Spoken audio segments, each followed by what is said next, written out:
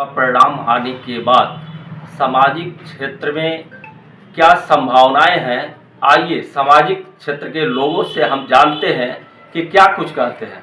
बेहतर भारत के बेहतर प्रधानमंत्री तीसरी बार शपथ लेने जा रहे हैं और भारत का भविष्य किस तरफ जा रहा है, भारत की जनता किस तरफ जा रही है, इस बार प्रधानमंत्री से क्या उम्मीद, इस सरकार से क्या उम्मीद किया जा सकता है। सवाल पहले तो बहुत बहुत धन्यवाद दे रहे हैं कि आप ये ले रहे हैं, कार्यक्रम कर रहे हैं।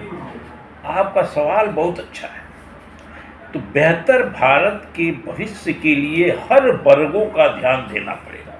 किसी एक वर्ग का, चाहे उच्च वर्ग हो, मध्यम वर्ग हो, निम्न वर्ग हो, सबका ध्यान, सबकी आवश्यकताओं की, सबकी ज़रूरतों का पूरा ध्यान देना पड़ेगा और उसको क्रियान्वित करना पड़ेगा, तभी बेहतर भारत का भविष्य होगा। बुद्धिजीवी समाज क्या अपेक्षा कर रहा है इस बार की जैसा? बुद्धिजीवी समाज तो बुद्धिजीवी को उसको कहते हैं जो बुद्धि से जीविका चलाता है। तो बुद्धिजीवी समाज तो केवल अपेक्षा ही अपेक्षा करता है, लेकिन हाँ, ऐसा नहीं है, बुद्धिजीवी समाज का भी ज़रूरत है इस में।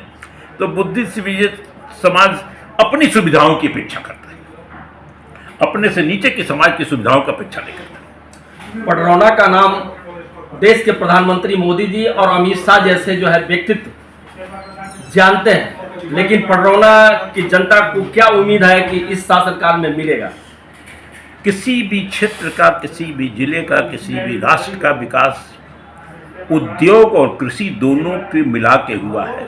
ये मोदी जी, आदरणीय अमित शाह विधि विधान से जानते हैं, लेकिन कभी भी उन्होंने पडरौना के विकास में कोई उद्योग स्थापित करने का कोई काम नहीं। पुराने जमाने का 1932 का 1906-8 का चला आ रहा है, उद्योग चला आ रहा है। क्या गन्ना चीनी मिल सब जर्जर हो गए, सब काफ़ी बंद हो गए, कुछ एक दो नए लगे हैं, लेकिन उसके अलावा कोई उद्योग ही नहीं है। तो चीनी मिल को उद्योग नहीं माना जाना चाहिए, वो तो कृषि से आधारित उद्योग है। वजह क्या और उम्मीद आने वाले समय में मेरा ये कहना है कि यहाँ की जो प्रतिभाएं हैं, यहाँ के काम करने वाले श्रमिक हैं, सब बाहर भग चले जा रहे हैं, उनका घर सूना पड़ता जा रहा है। यहाँ पे उद्योग स्थापित, जनप्रतिनिधियों को भी वजह मानते हैं या फिर सरकार की? जनप्रतिनिधि तो कड़ी हैं। जनप्रतिनिधि कहें कि साहब यहाँ उद्योग लगना चाहिए, और बिल्कुल लगना चाहिए। और ये नहीं कि प्राइवेट उद्योग नहीं, सरकारी उद्योग लगना चाहिए, अर्ध सरकारी उद्योग लगना चाहिए। केवल प्राइवेट से निर्भर नहीं करता, प्राइवेट उद्योगों में सीमित है, सैलरी सीमित रखेंगे लोगों को, प्राइवेट उद्योगों में आरक्षण नहीं होगा। सरकारी उद्योग में तो कम से कम गरीबों को भी, पिछले जातियों का भी कुछ मिलेगा। तो सरकारी उद्योग लगेंगे, प्राइवेट तो अपने आप उद्योग के सह उद्योग के लिए एंसिलरी यूनिट की तरह आ जाएंगे। जनप्रतिनिधियों से बड़ी उम्मीद है, अभी जो चयनित हुए हैं, मैं आशा करता हूं कि इस जनपद में उद्योग लगाने में अपना पूरा ध्यान देंगे। सरकार से इस बार क्या उम्मीद है, क्या मतलब वो कर सकते हैं?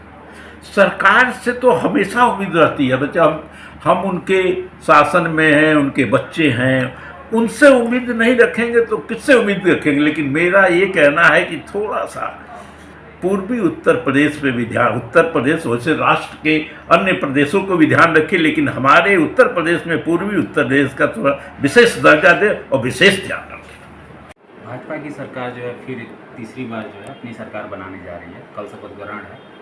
तो ऐसे में जो है समाज सेवी वर्ग जो है, जो समाज के लिए, क्षेत्र के लिए अपना सहयोग दे रहे हैं, वो क्या अपेक्षा और क्या उम्मीद कर रहे हैं?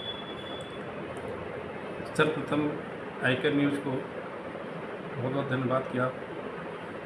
जब प्रश्न एक व्यापारी वर्ग से पूछ रहे हैं, माननीय मोदी से पूरे देश को बहुत अपेक्षाएं हैं और कमोवेश उन्हीं अपेक्षा की वजह से प्रधानमंत्री जी कल पुनः प्रधानमंत्री पद की शपथ ले रहे हैं। देश के अलावा पडरौना में काफ़ी जो है पिछड़ा हुआ ये क्षेत्र माना जाता है और उद्योग से संबंधित, क्योंकि कृषि ये प्रधान अपना वो क्षेत्र है। किसानों की समस्याएं हैं, छोटे छोटे मजदूर भी होते हैं, उनके लिए जो है, जैसे आपने देखा होगा कि कमल राज का जो है वो चलता था, बीड़ी चलता था, उद्योग छोटे छोटे, आनंद बीड़ी चलता था, तो छोटे छोटे उद्योग था, तो यहाँ पे खुशहाली थी। उस सस्ती के ज़माने में खुशहाली थी। तो मोदी जी इस बार तीसरी बार सरकार बनाने जा रहे हैं, तो ख़ास तौर से पडरौना के लिए क्या करने जा रहे हैं? पडरौना पडरौना कुशीनगर। क्या, हमको लगता है कि उत्तर प्रदेश या पूरे देश में व्यापारी वर्ग के लिए, उद्योग के लिए और अपने व्यापार के लिए भाजपा ने बहुत सारी व्यवस्थाएं कर रखी हैं। छोटे छोटे लघु उद्योग के लिए या व्यापार के लिए उन्होंने मुद्रा स्कीम की शुरुआत काफ़ी पहले की थी, जिससे काफ़ी व्यापारी लाभान्वित भी हुए हैं।